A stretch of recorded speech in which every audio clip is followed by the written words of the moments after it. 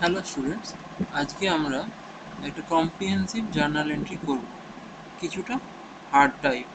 আগের দুটো দিন আমরা করেছি একটা ইজি, একটা মিডিয়াম, আজ একটু হার্ড টাইপের সলিউশন আমরা করব জার্নাল এন্ট্রি। তো দেখা যাক কোশ্চেনটা কী আছে এবং কোশ্চেনটা দেখে আমরা স্টেপ বাই স্টেপ জার্নাল এন্ট্রিসগুলো করব। তো কোশ্চেনটা দিয়েছে এরকম: The following are some of the transactions occurred in the partnership business of Messrs. Red and Blue. Red and blue একটা পার্টনারশিপ বিজনেস খুলেছে, তাদের বিজনেসের কিছু ফিনান্সিয়াল ট্রানজ্যাকশানস হয়েছে, সেগুলোকে আমাদেরকে জার্নাল এন্ট্রিতে রেকর্ড করতে হবে।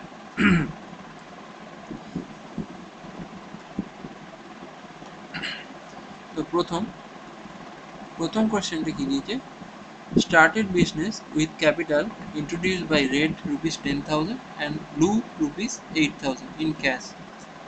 তো দুজনে বিজনেসে ক্যাপিটাল ইন্ট্রোডিউস করেছে বাই ক্যাশ। তো সেটা এন্ট্রি হবে কীরকম, চলো আমরা দেখে নিই। এন্ট্রিটা হবে এরকম: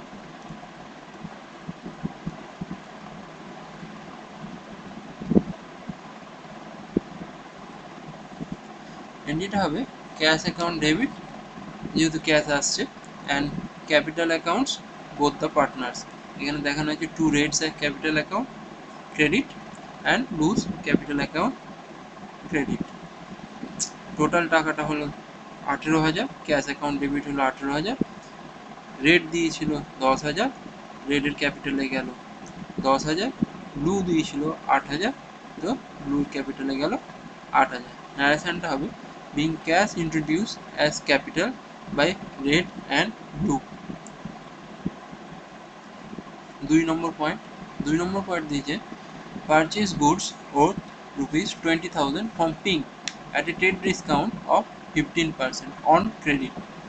তো এখানে বলছে পিঙ্কের থেকে 20,000 টাকার গুডস কিনেছে, যেটার ওপর 15% ডিসকাউন্ট পেয়েছে, আর পারচেসটা হয়েছে ক্রেডিট মোডে। তো এটা কিভাবে এন্ট্রি করব? এটা এন্ট্রি করব এইভাবে: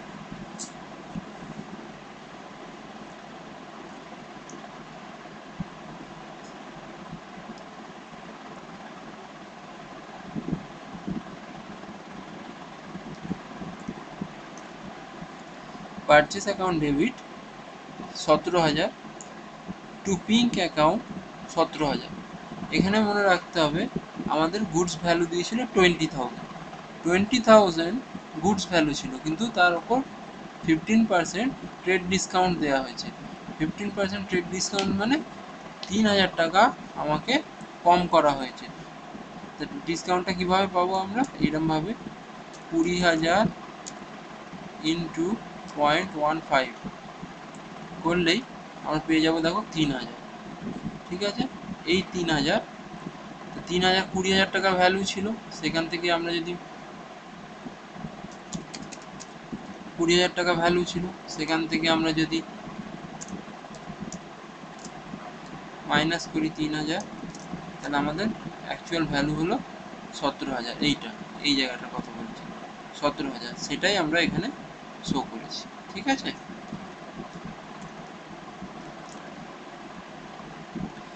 3,000 টাকার যে ট্রেড ডিসকাউন্টটা পেলাম আমরা, সেটা আমাদের এন্ট্রি হয় না, সিস্টেমে এন্ট্রি হয় না।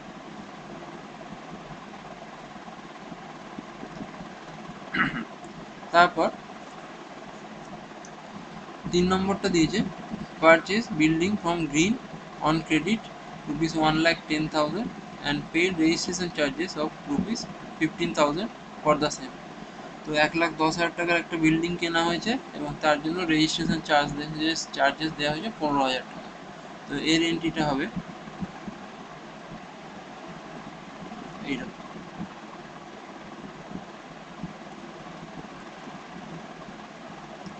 বিল্ডিং, যেহেতু বিল্ডিংটা আসছে আমাদের, বাড়ছে, অ্যাসেট বাড়ছে, সেই জন্য এখানে টোটাল বিল্ডিং ভ্যালুটা লেখা হলো ইনক্লুডিং রেজিস্ট্রেশন চার্জ। এখানে দেখো আমাদের বিল্ডিংয়ের প্রাইস ছিল 1,10,000 আর 15,000 টাকা আমাদের রেজিস্ট্রেশন চার্জেস নেওয়া হয়েছে, তো সেটাও আমাদের বিল্ডিং ভ্যালুর মধ্যে জুড়ে যাবে। এই জন্য 1,10,000 আর 15 মিলে 1,25,000 গেল বিল্ডিংয়ে, যেহেতু এটা ক্রেডিটে কেনা হয়েছে গ্রিনের থেকে, সেই কারণে এটা গ্রিনকে ক্রেডিট করা হলো। আর 15,000 টাকা রেজিস্ট্রেশন চার্জেস ক্যাশে পেমেন্ট করা হয়েছে, তো সেই কারণে এটা আমাদের ক্যাশে রেজিস্ট্রেশন চার্জেসটা দেখানো হলো, ক্যাশ অ্যাকাউন্টকে ক্রেডিট করা হলো। ন্যারেশনটা হবে being building purchase from Green on credit and registration charges paid in cash. এটা গেল 3 নম্বর। এবার আসছি 4 নম্বর। 4 নম্বরে দিয়েছে cheque issues to ABC limited for ₹5,000 purchase of shares. তো এটা একটা ইনভেস্টমেন্ট করেছে, শেয়ার পারচেস করে এবিসি লিমিটেডের শেয়ার পারচেস করা হয়েছে, করে ইনভেস্টমেন্ট করা হয়েছে। তো ইনভেস্টমেন্ট কীভাবে এন্ট্রি নেবো আমরা এখানে,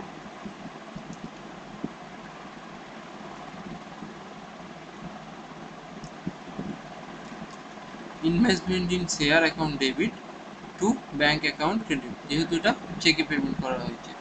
being investment in share paid through cheque, ঠিক আছে।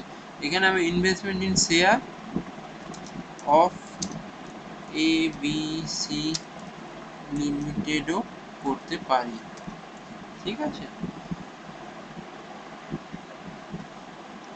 পরবর্তী 5 নম্বর। 5 নম্বরে যাব। 5 নম্বরে দিয়েছে purchase furniture from black for ₹4,500। 4,500 টাকার একটা ফার্নিচার কেনা হয়েছে ব্ল্যাকের থেকে, অন ক্রেডিট, ধারে নেওয়া হয়েছে। And wages paid to local carpenter for modernisation of the same.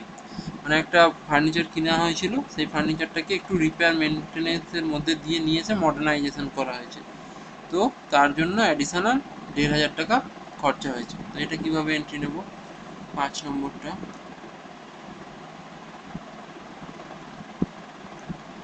5 নম্বরের এন্ট্রি হবে এইটা, furniture account debit two black account, যেহেতু ধারে কেনা হয়েছে বা ক্রেডিটে কেনা হয়েছে, অ্যান্ড টু ক্যাশ, যেটা অ্যাডিশনাল আমাদের ওয়েজেস পেড করা হয়েছে লোকাল কার্পেন্টারকে, ঠিক আছে।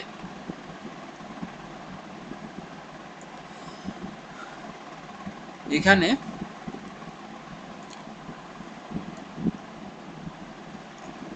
ফার্নিচার ভ্যালু 6,000 দেখানো হয়েছে, কেন? তার কারণ হচ্ছে 4,500 টাকা ফার্নিচারটার দাম ছিল, যেটা ব্ল্যাকের থেকে কেনা হয়েছে, এবং তার সাথে অ্যাডিশান হয়েছে মডার্নাইজেশনের জন্য 1,500 টাকা। তো এই দুটো জুড়ে টোটাল ফার্নিচার ভ্যালু হয়ে গেল 6,000, এবং তার ব্রেকআপটা দেখানো হলো এইভাবে। ব্ল্যাকের থেকে নেওয়া হয়েছে 4,500 টাকার ফার্নিচার, যেটা ক্রেডিটে, সেই জন্য ব্ল্যাককে ক্রেডিট করা হয়েছে, এবং ক্যাশ পেমেন্ট করা হয়েছে 1,500 টাকা টু মডার্নাইজেশন দ্য ফার্নিচার, তো সেই জন্য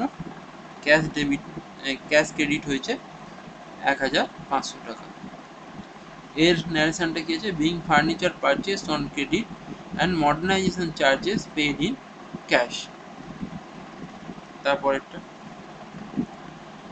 6 নম্বর, sold an old machine for ₹9,500. Book value is 8,000. Check received from Rainbow. তো রেনবোকে একটা পুরনো মেশিন বিক্রি করে দেওয়া হয়েছে, যার অ্যাকচুয়াল ভ্যালু ছিল হচ্ছে 8,000 টাকা, বিক্রি করে পাওয়া গেছে 9,500 টাকা। তো এখানে আমাদের 1,500 টাকা প্রফিট হয়েছে, মানে 8,000 টাকার জিনিসটা আমরা 9,500 টাকায় বেচেছি। তো এটা কীভাবে এন্ট্রি নেব,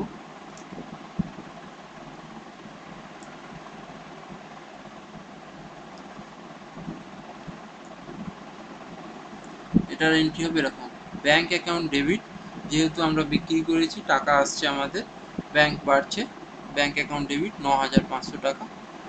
টু মেশিনের ভ্যালু অ্যাকচুয়ালি ছিল হচ্ছে 8,000 টাকা, সেই জন্য মেশিনারি কমে যাচ্ছে, বিক্রি করে দিচ্ছি, সেই জন্য 8,000 টাকা ক্রেডিট হয়ে যাচ্ছে। অ্যান্ড প্রফিট অ্যান্ড লস, যা আমরা জানি প্রফিট হলে ক্রেডিট আর লস হলে ডেবিট, তো সেই জন্য প্রফিট অ্যান্ড লস, এখানে প্রফিট হয়েছে, সেই কারণে আমরা 1,500 রুপিস প্রফিট অ্যান্ড লস অ্যাকাউন্টকে ক্রেডিট করে দিলাম। এর ন্যারেশনটা কী হয়, being profit on sell of old machine, তো ওল্ড মেশিনটা বিক্রি করে আমাদের প্রফিট হয়েছে। 6 নম্বর।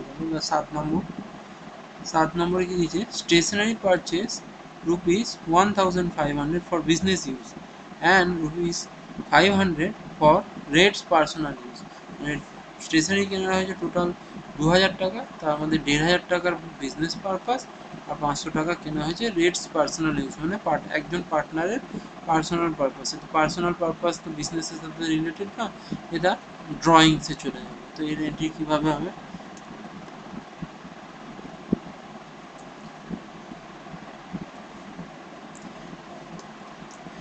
স্টেশনারি অ্যাকাউন্ট ডেবিট 1500 টাকা, যেহেতু এটা আমাদের business stationery. Red's drawings account চলে যাবে 500 টাকা, যেহেতু স্টেশনারি আইটেমটা ও নিজের ওন পারপাস ইউজ করেছে। আর এটা ক্যাশে পেমেন্ট করা হয়েছে, তো ক্যাশ অ্যাকাউন্ট ক্রেডিট হয়ে যাবে টোটাল 2000 টাকা। ন্যারেশনে being stationery purchase in cash. এরপর 8 number, cash withdrawn from bank for payment of house rent of Blue. Blue আরেকজন পার্টনার, তার ওন রেসিডেন্সিয়াল হাউস রেন্ট দেওয়ার জন্য 800 টাকা ব্যাংক থেকে ড্র করা হয়েছে। তো এটা দুটো এন্ট্রি হবে, একটা ড্র করার এন্ট্রি আর একটা পেমেন্ট করার এন্ট্রি। তো তাহলে 8 নম্বর পয়েন্টে আমাদের দুখানায় জার্নাল এন্ট্রি করতে হবে, একটা ক্যাশটা ড্র করা এবং তারপর ক্যাশটা পে করা। তো এর এন্ট্রিটা কি?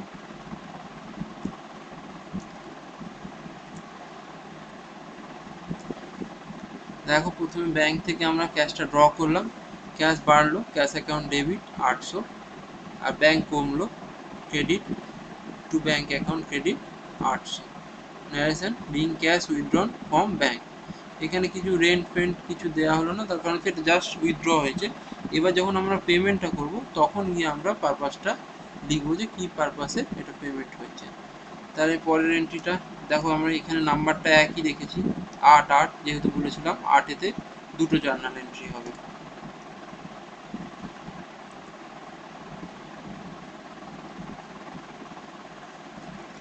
এবার এটা রেন্ট দেওয়া হয়েছে ব্লুজের জন্য, তাহলে Blue's drawings account debit 800 to cash account 800।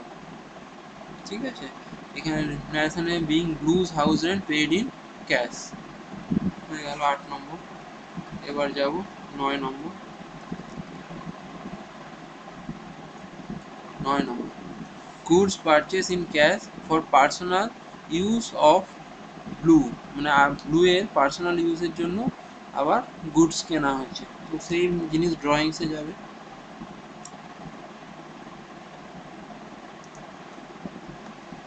Bluish drawings account debit 500 to cash account credit 500, being goods purchase in cash for personal use of blue.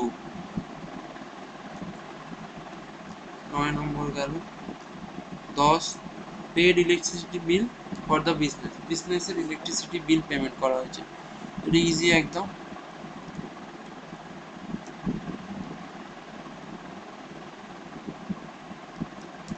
Electricity account debit 250 to cash account 250, অর্থাৎ electricity bill payment করা হয়েছে, এটা খরচা, সেই জন্য debit, এবং cash চলে গেছে, ক্যাশ পেমেন্ট করা হয়েছে মানে ক্যাশ কমে গেছে, সেই জন্য ক্যাশ অ্যাকাউন্ট ক্রেডিট।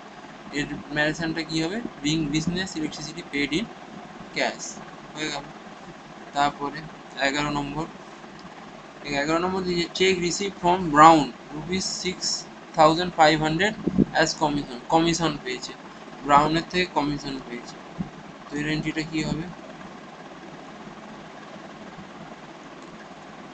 চেক পেয়েছে, সেই জন্য bank account debit 6,500 to commission receive account credit 6,500। এখানে ব্রাউনের নাম এলো না কেন? তার কারণ ব্রাউন এখানে ইরেলিভেন্ট, এখানে আমার কমিশন রিসিভটা ইরেলিভেন্ট, সেই জন্য আমি কমিশন পেয়েছি, সেই জন্য কমিশন রিসিভ অ্যাকাউন্ট ক্রেডিট হবে। এর ন্যারেশনটা হবে being commission receive from Brown through cheque. Last and final 12 নম্বর, cheque issued for factory insurance ₹2000, মানে চেকটা ইস্যু করা হয়েছে ফ্যাক্টরি ইন্স্যুরেন্সের জন্য, এটা তাহলে একটা খরচা, আমাদের এটা সিম্পল এন্ট্রি হবে।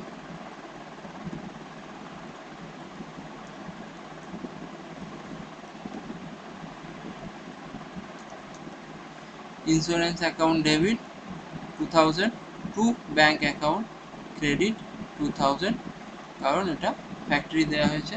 তো আর এখানে ইন্স্যুরেন্সের জন্য ন্যারেশনটা হবে being insurance charges for factory paid through check.